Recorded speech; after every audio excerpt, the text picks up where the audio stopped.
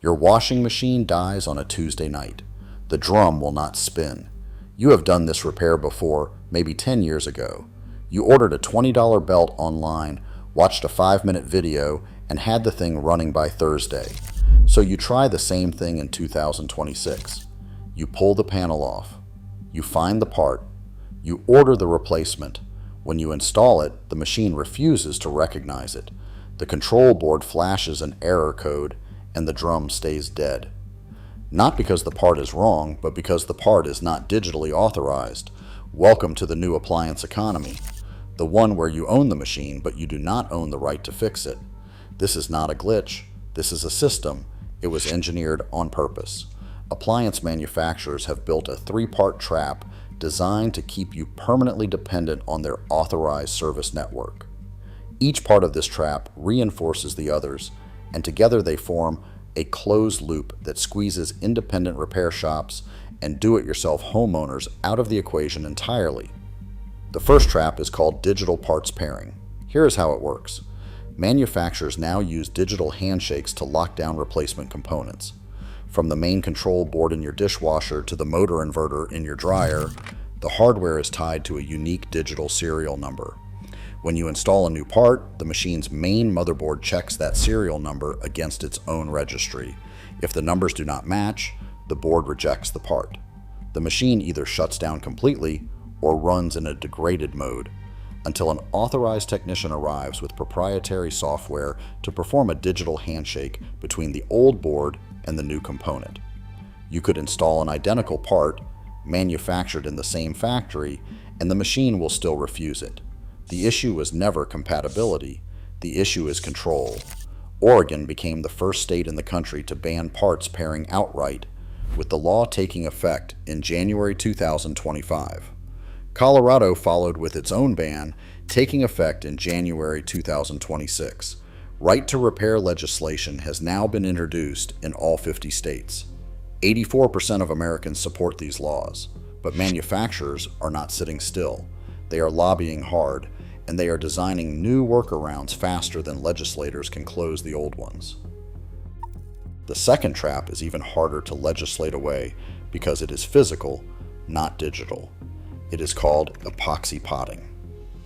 Open the back panel of a modern washing machine or refrigerator and look at the main control board. In many cases, you will find it completely encased in a thick layer of hardened resin. This is an industrial epoxy compound poured directly over the entire circuit board and cured until it is rock solid. Manufacturers claim this is for waterproofing and vibration resistance. Independent repairmen have a different word for it. Here is what epoxy potting actually does. If a 10-cent capacitor blows on that board, a competent technician used to be able to desolder the failed component and replace it in minutes. The part cost almost nothing. The labor was minimal. With epoxy potting, you cannot access the board at all. You cannot see the components. You cannot test them. You cannot reach them with a soldering iron.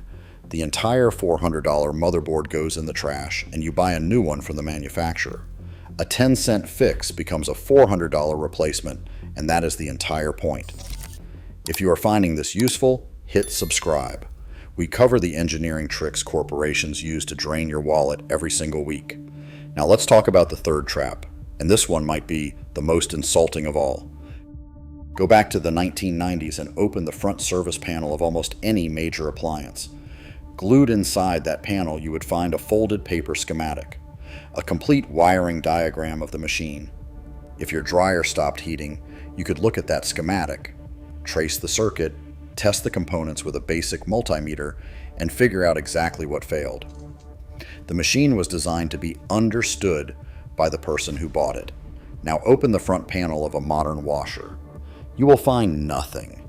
No schematic, no wiring diagram, no troubleshooting guide. What you will find is a digital display flashing a vague error code, something like E16 or F21, and the manufacturer refuses to publish the code index to the public. You do not know what E16 means. You cannot look it up. The information does not exist in any manual you can access, so you call for service. A technician shows up, plugs a laptop into your machine, and in about 90 seconds tells you what the code means. That visit costs you somewhere between $100 and $150. You just paid a diagnostic ransom for information the manufacturer deliberately hid from you. And that is when the real bill starts, because now you need the authorized part, which triggers the parts pairing trap. And if the board itself failed, the epoxy potting means you are replacing the whole thing.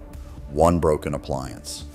3 interlocking traps, each one feeding revenue back to the same manufacturer. The appliance repair industry in the United States now generates $7 billion a year. The average repair runs between $100 and $300. Independent repair shops, the local guys who used to compete on price and skill, are being starved out. They cannot get the diagnostic software. They cannot get the pairing keys. They cannot repair the potted boards. The manufacturers have not just made it hard to fix your own stuff. They have made it nearly impossible for anyone except their own authorized network to fix it either. But here is where the story turns. States are fighting back, and they are fighting hard. Oregon and Colorado banned parts pairing. California now requires manufacturers to provide diagnostic tools, parts, and documentation to independent shops and consumers for any device with a wholesale value of $50 or more. Minnesota's law covers appliances and consumer electronics sold in the state. And the 2026 model legislation going through state houses right now explicitly bans software-based restrictions on parts access, requires that repair tools work offline without manufacturer authorization, and prohibits companies from demanding serial numbers as a condition of selling you a replacement part. The appliance sitting in your laundry room was designed to break in a way that only its maker can profit from. There is a locked motherboard, hidden error codes, and parts that reject themselves. None of that happened by accident. Every feature that makes your machine harder to fix is a feature that makes the manufacturer more money. The question is whether you will keep paying the ransom or whether you will start buying from companies that still believe you have the right to fix what you own.